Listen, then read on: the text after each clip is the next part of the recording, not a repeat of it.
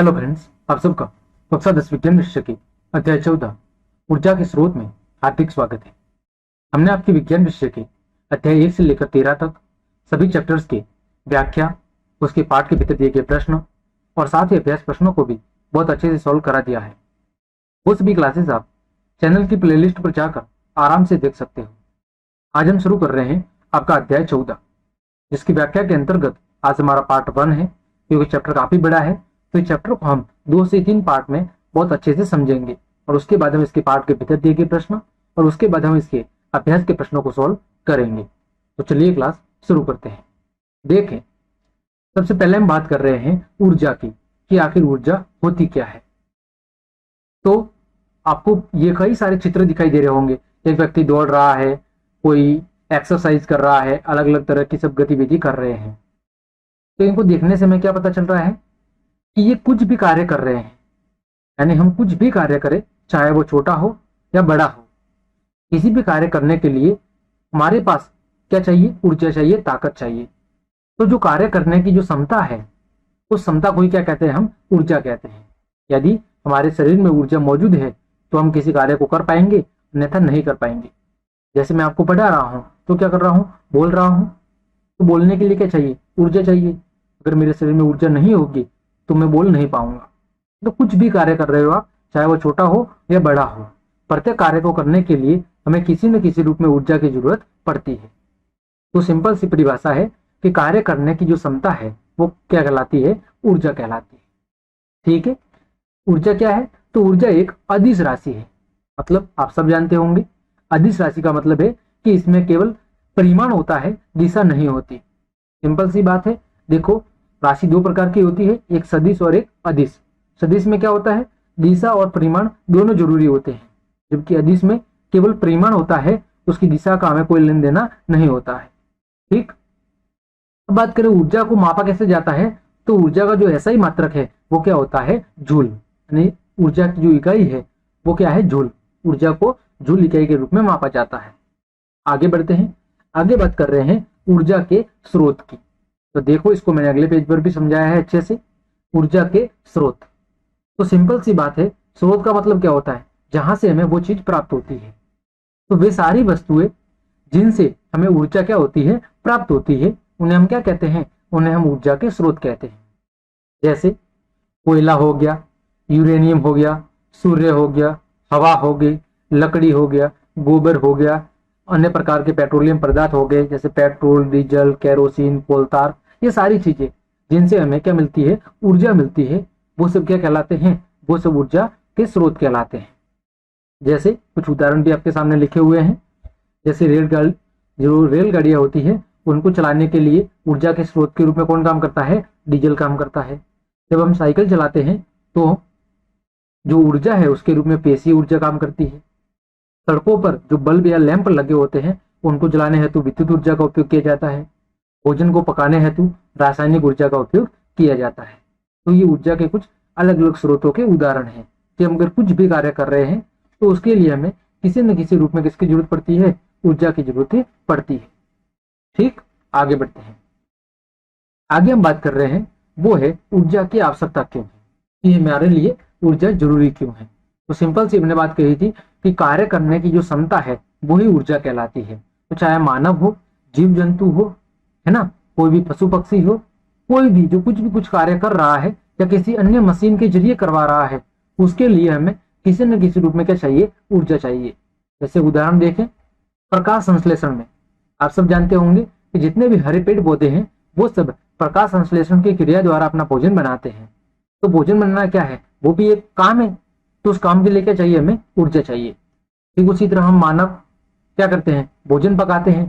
तो भोजन पकाना भी क्या है? एक कार्य है। तो कार्य करने के लिए हमें क्या चाहिए? ऊर्जा चाहिए।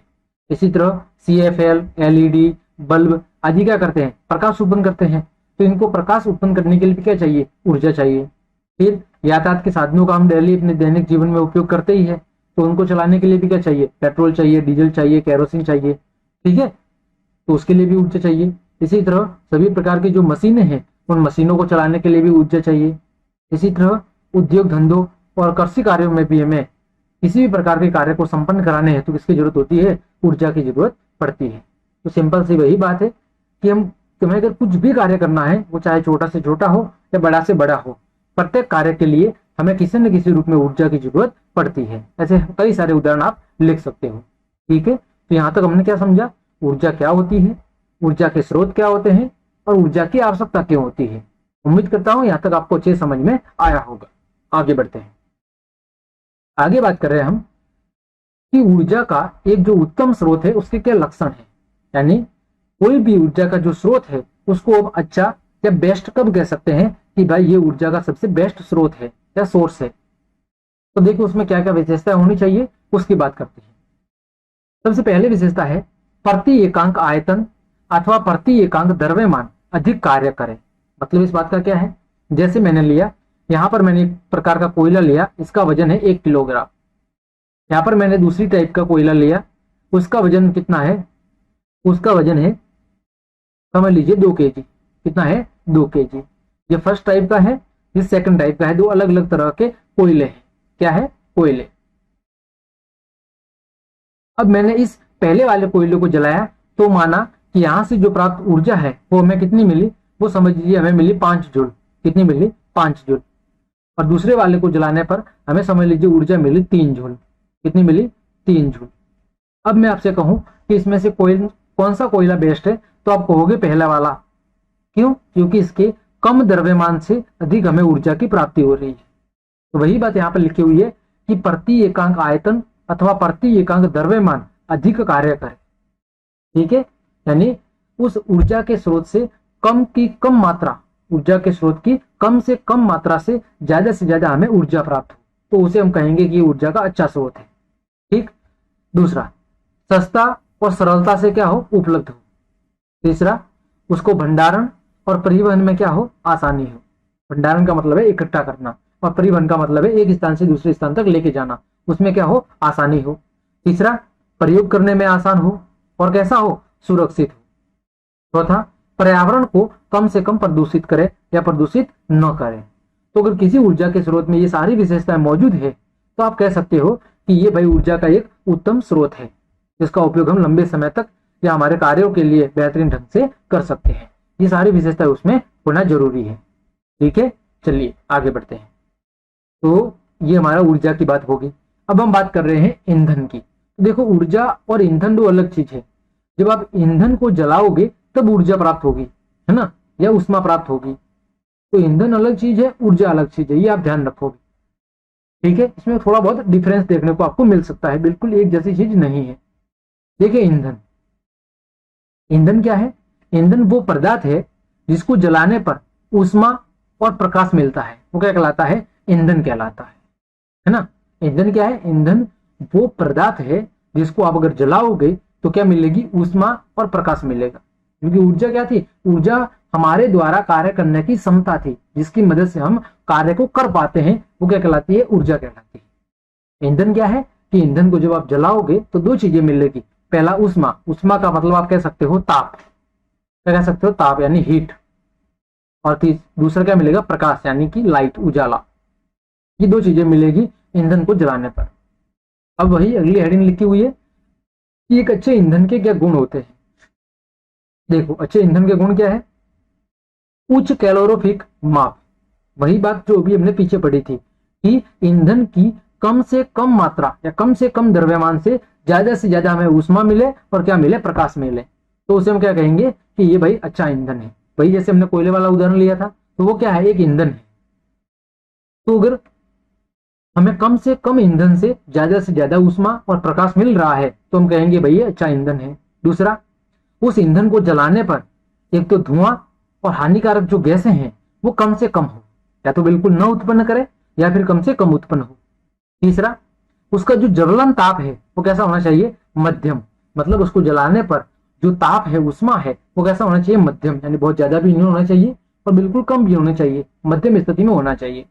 ठीक। अगली विशेषता, वो ईंधन सस्ता हो और आसानी से क्या हो जाए, उपलब्ध हो जाए। अगली विशेषता, उसका दहन है वो आसानी से होना चाहिए, यानी वो आसानी से जलना चाहिए। अगली विशेषता, उसका भंडारण और परिवहन करने में क्या हो, आसानी हो। तो ये अच्छे ईंधन के क्या है, गुण या विशेषता है। अगर ये गुण या विशेषता किसी ईंधन में मौजूद है तो हम कहेंगे कि ये हमारे लिए अच्छा ईंधन है। जैसे देखो ये उदाहरण लिखे हुए हैं, कोयला, लकड़ी, केरोसिन, पेट्रोल, डीजल, ये सब क्या है, ये गैस, ये सब क्या है, ये सब ईंधन के स्रोत हैं जिनका उपयोग हम ईंधन के रूप में करते हैं। ठीक है, ये क्या है, ये सब ईंधन है जिसका उपयोग हम ऊष्मा या प्रकाश के लिए करते हैं। ठीक है, आगे बढ़ते हैं। आगे हम बात कर रहे हैं वो है ईंधन के प्रकार। किसके प्रकार, ईंधन के प्रकार। देखिए ईंधन के प्रकार क्या है, तो ईंधन के मुख्यतः 3 प्रकार है। कितने प्रकार है, 3। कौन कौन से, एक ठोस ईंधन, एक तरल ईंधन और एक सीएनजी, यानी एक ठोस और एक द्रव और एक गैस। अगर हम बात करें ठोस ईंधन की, जैसे हो गया कोयला, लकड़ी, ये सब क्या है, ये ठोस ईंधन के प्रकार है। फिर बात करें तरल या द्रव ईंधन की, तो जैसे पेट्रोल, डीजल, अल्कोहल, ये सब क्या है, ये सब तरल ईंधन है। फिर बात करें गैसीय ईंधन की, तो सीएनजी हो गया, एलपीजी हो गया, ये सब क्या है, ये सब गैसीय ईंधन के प्रकार है। सीएनजी की फुल फॉर्म क्या होती है, संपीड़ित प्राकृतिक गैस, कंप्रेस्ड नेचुरल गैस। और एलपीजी की क्या होती है, लिक्विड पेट्रोलियम गैस, द्रवीकृत पेट्रोलियम गैस। तो ये ईंधन के क्या है, आपके 3 प्रकार हो गए। मतलब ईंधन ठोस अवस्था में भी हो सकता है, द्रव में भी, और गैस, तीनों अवस्था में ये हो सकता है। ठीक है, आगे बात करते हैं, वो है ऊर्जा के स्रोत। हमने क्या पढ़ा, हमने ईंधन पढ़ लिया, ईंधन क्या होता है, और ईंधन की विशेषताएं पढ़ ली। ऊर्जा क्या होती है, ऊर्जा की विशेषताएं पढ़ ली। अब बात कर रहे हैं हम ऊर्जा के स्रोतों की, कि ऊर्जा के स्रोतों को हम किस किस प्रकार से वर्गीकृत कर सकते हैं। तो जो ऊर्जा के स्रोत है उनको मुख्यतः हम 2 भागों में बांट सकते हैं, एक परंपरागत ऊर्जा स्रोत और एक गैर परंपरागत या वैकल्पिक ऊर्जा स्रोत। कौन कौन से, एक परंपरागत और एक गैर परंपरागत या वैकल्पिक ऊर्जा स्रोत। देखो जैसा नाम से पता चल रहा है, परंपरागत यानी जो कई सारी परंपराओं से, है ना, कई पिछले हजारों वर्षों से जिनका उपयोग होते आ रहा है ना, ऊर्जा के वे स्रोत जिनका कई पिछले हजारों वर्षों से उपयोग होते आ रहा है, वे सारे परंपरागत ऊर्जा स्रोत कहलाते हैं। और ऊर्जा के वे स्रोत जिनका उपयोग प्राचीन समय से होता हुआ नहीं आ रहा है, बल्कि मानव ने वर्तमान में अपनी आवश्यकता के अनुसार उनको ईजाद किया है, वो सारे कौन से हैं, गैर परंपरागत स्रोत हैं। ठीक है, बात करें हम परंपरागत स्रोतों की, तो इनको आगे हम अभी और डिटेल में समझेंगे। अभी आप उदाहरण देख लो। तो परंपरागत स्रोत के अंतर्गत कौन कौन से हैं, जीवाश्म ईंधन, जो जीवाश्म से बने हैं, जैसे कोयला हो गया, पेट्रोलियम पदार्थ, पेट्रोलियम पदार्थ में पेट्रोल आ गया, डीजल आ गया ना, फ्यूल आ गया, केरोसिन आ गया, कोलतार आ गया, ये सारे पेट्रोलियम उत्पाद हैं।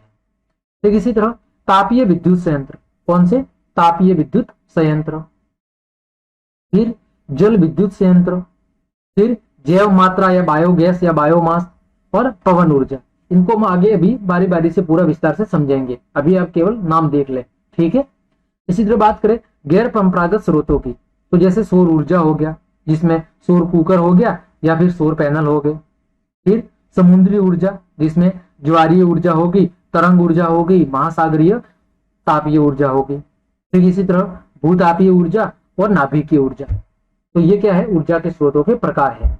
अब हम इस चैप्टर में बारी बारी से इन सब का अच्छे से अध्ययन करेंगे। ये क्या होता है, इनकी विशेषताएं क्या होती है, लाभ क्या होते हैं, हानि क्या होती है, इन सभी को बहुत अच्छे से समझेंगे। ठीक है, चलिए आगे बढ़ते हैं। सबसे पहले हम बात कर रहे हैं ऊर्जा के पारंपरिक स्रोत की, ये क्या होते हैं, और फिर हम इनके अंदर जो उदाहरण हमने पढ़े हैं उनकी बारी बारी से चर्चा करेंगे। तो ऊर्जा के वे स्रोत जो जनसाधारण के द्वारा लंबे समय से प्रयोग किए जाते रहे हैं, वे सब ऊर्जा के पारंपरिक स्रोत कहलाते हैं। सिंपल सी बात है, आपको कुछ नहीं रटना। पारंपरिक यानी जो कई पिछले वर्षों से जिनका उपयोग होते आ रहा है, वो सारे क्या कहलाते हैं, ऊर्जा के पारंपरिक स्रोत। जैसे वही जीवाश्म ईंधन, जिसमें कोयला और पेट्रोलियम पदार्थों की बात होगी, जैव मात्रा, जलीय ऊर्जा, पवन ऊर्जा, इनका उपयोग बहुत से कार्य क्षेत्रों में होता है। तो ये सारे क्या है, ऊर्जा के परंपरागत स्रोत हैं। अब हम बात कर रहे हैं सबसे पहले, वो है जीवाश्म ईंधन। ठीक है, जीवाश्म ईंधन क्या होता है, इसकी विशेषताएं क्या है, इसके लाभ क्या है, इसकी हानियां क्या है, इन सभी की हम बहुत अच्छे से चर्चा करेंगे। तो देखिए, कई वर्षों पहले बना प्राकृतिक ईंधन जीवाश्म ईंधन कहलाता है। कौन सा ईंधन, प्राकृतिक ईंधन, जो प्रकृति के द्वारा बनाया गया है, वो ईंधन क्या कहलाता है, जीवाश्म ईंधन। कैसे बना वो समझो। तो इसमें मर्त जीव जंतुओं तथा वृक्षों की संरचनाएं शामिल होती है। मतलब हजारों लाखों वर्ष पहले जीव जंतुओं के मरकर भूमि के अंदर दबने और पेड़ पौधों के अंदर दबने से धीरे धीरे कालांतर में कई वर्षों तक रासायनिक प्रक्रिया हुई और उस प्रक्रिया के परिणाम स्वरूप वो किसमें बदल गए, वो पेट्रोलियम उत्पादों के रूप में बदल गए। तो इनसे किसका निर्माण हुआ, इन जीवाश्म ईंधन का निर्माण हुआ। और ईंधनों में क्या शामिल होता है, इस ईंधनों में पेट्रोल, डीजल, केरोसिन आदि के रूप में ये मौजूद होते हैं। यानी ये वाले ईंधन जो जीवाश्म ईंधन है वो petrol, diesel, kerosene in petroleum उत्पाद के रूप में धरती में मौजूद होते हैं। वैज्ञानिकों के अनुसार ये कौन से ईंधन है, जीवाश्म। जीवाश्म का मतलब है कि ये सारे जो पदार्थ है वो किससे बने हैं, वो जीवों के अवशेषों से बने हैं। यानी जीव जंतुओं और पेड़ पौधों की भूमि के अंदर दबने के परिणाम स्वरूप इनका निर्माण हुआ है। इस कारण इन्हें क्या कहा जाता है, जीवाश्म ईंधन कहा जाता है। ठीक है, तो जीवाश्म से प्राप्त ईंधन है उसमें बात होगी कोयला की, पेट्रोलियम पदार्थों की और प्राकृतिक गैस की। ये सारे क्या कहलाते हैं, जीवाश्म ईंधन कहलाते हैं। इनकी विशेषता क्या है कि इनका जो उत्पादन है वो लाखों वर्षों की रासायनिक प्रक्रिया के परिणाम स्वरूप हुआ है। इसके अलावा इनका जो भंडारण है वो कैसा है, सीमित है। यानी भूमि के अंदर इनकी जो मात्रा है वो लिमिटेड है। ऐसा नहीं है कि आप जिंदगी भर इसका उपयोग कर पाएंगे, एक समय ऐसा आएगा कि ये धरती के अंदर खत्म हो जाएंगे। और कैसा है, ये अनवीकरणीय स्रोत, यानी मानव चाहकर भी इस प्रकार के ईंधन का उपयोग नहीं कर सकता। ये कौन से हैं, ये प्राकृतिक ईंधन है जिसका निर्माण प्रकृति के द्वारा ही किया जा सकता है, मानव के बस की बात नहीं है। तो ये इसकी विशेषता होगी।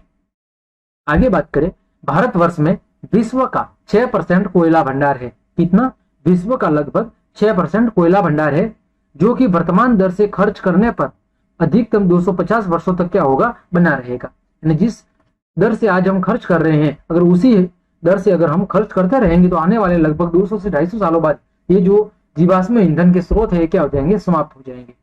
ठीक है, तो उम्मीद करता हूं ये आपको अच्छे समझ में आया होगा कि जीवाश्म ईंधन क्या होता है। यानी जीवों, वनस्पति और जीव जंतुओं के अवशेषों से बनने वाले ईंधन को क्या कहा जाता है, जीवाश्म ईंधन कहा जाता है।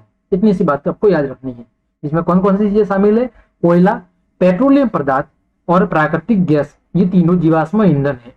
ठीक है, अगली विशेषता क्या है कि इनका उत्पादन लाखों वर्षों की प्रक्रिया के परिणाम स्वरूप हुआ है। इनका भंडारण भूमि में सीमित है और ये कैसे है, अनवीकरणीय योग्य स्रोत है। ठीक, आगे बढ़ते हैं।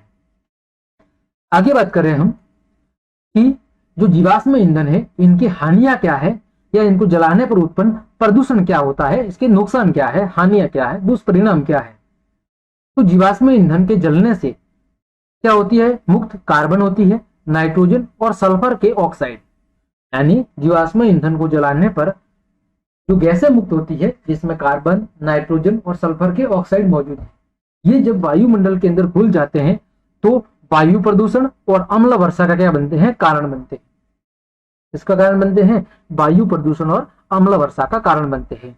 जो कि जो अम्ल वर्षा है, जो धरती पर जब जल अम्ल वर्षा के रूप में गिरता है तो वो जल प्रदूषण और साथ ही साथ मृदा प्रदूषण के लिए भी जिम्मेदार होता है। तो 3 प्रदूषण हो गए, वायु प्रदूषण पहला उन गैसों के कारण, फिर दूसरा उन गैसों के कारण जो अम्ल वर्षा होती है उस अम्ल वर्षा के कारण जल प्रदूषण और मृदा प्रदूषण, ये तीनों ही प्रकार के प्रदूषण जीवाश्म ईंधन के जलने से होते हैं।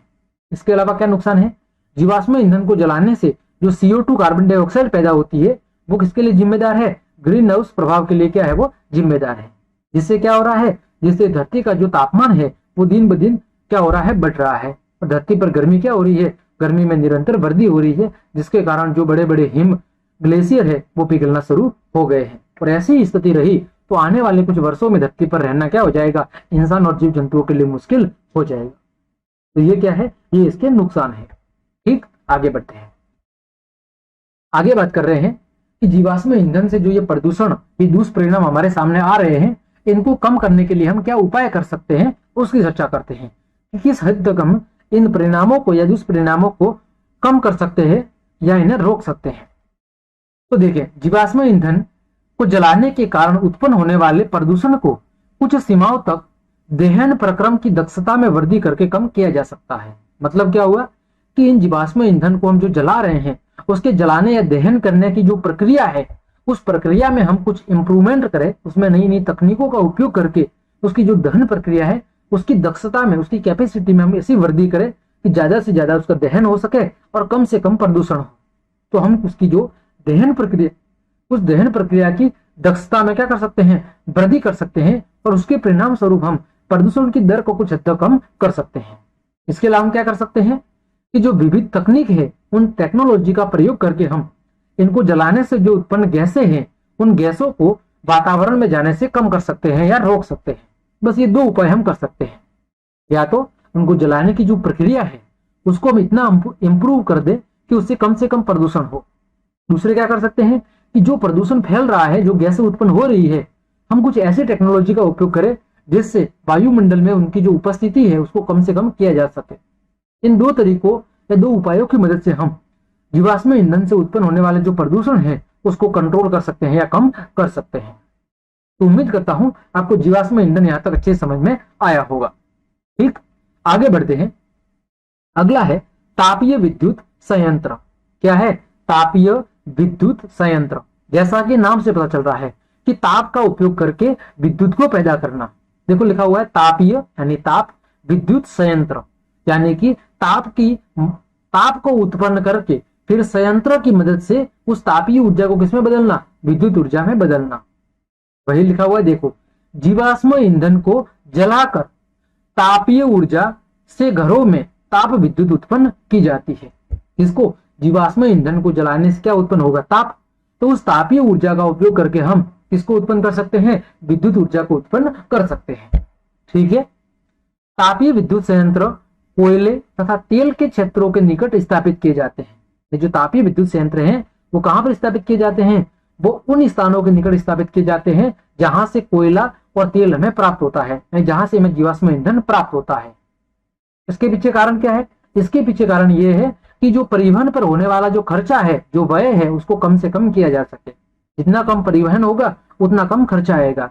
तो जो जितने भी तापीय विद्युत संयंत्र है उनकी स्थापना उन क्षेत्रों के निकट की जाती है जहां से हमें वो ईंधन स्रोत प्राप्त होते हैं, ताकि कम से कम परिवहन का खर्चा आए। अगला, कोयले तथा पेट्रोलियम की अपेक्षा विद्युत संचरण अधिक दक्ष होता है। अब कोई पूछेगा कि भाई हम इस तापीय ऊर्जा को विद्युत ऊर्जा में क्यों बदल रहे हैं? तो इसके पीछे अगला कारण है कि कोयला और जो पेट्रोलियम है इनको एक स्थान से दूसरे स्थान पर परिवहन करने की बजाय जो विद्युत ऊर्जा है उस विद्युत ऊर्जा को एक स्थान से दूसरे स्थान तक ले जाना क्या है? काफी आसान है। तो ये कुछ कारण है जिसकी वजह से जो तापीय विद्युत संयंत्र है उनको उन विद्युत जो ईंधन के स्रोत हैं जहां से हमें ईंधन प्राप्त हो रहा है उन स्रोतों के निकट ही स्थापित किया जाता है। ठीक है, आगे बढ़ते हैं। आगे बात कर रहे हैं हम, वो है जल विद्युत संयंत्र। कौन सा? जल विद्युत संयंत्र। तो आज की क्लास को हम यहीं पे विराम देते हैं क्योंकि क्लास काफी बड़ी हो गई है। तो आगे के जो भी टॉपिक है उनको हम अगली क्लास में कवर करेंगे, क्योंकि जितनी क्लास छोटी होगी आपको समझने में भी आसानी होगी और आप ज्यादा बोरिंग भी नहीं होंगे। तो हम सब चाहते हैं कि क्लास को 4 से 5 पार्टों में अच्छे से समझाएं ताकि प्रत्येक टॉपिक को आप अच्छे से समझ पाओ।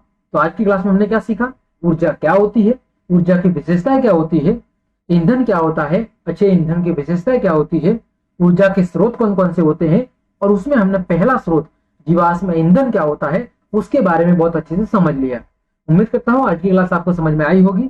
तो अगर आपको क्लास पसंद आई है तो बस छोटी सी रिक्वेस्ट है कि लाइक, कमेंट, शेयर और सब्सक्राइब जरूर कर ले। इसके अलावा आप मेरे टेलीग्राम चैनल को ज्वाइन कर ले, वहां पर आपको सभी नोट्स बिल्कुल फ्री ऑफ कॉस्ट प्रोवाइड किए जाएंगे। तो आज के लिए इतना ही, धन्यवाद।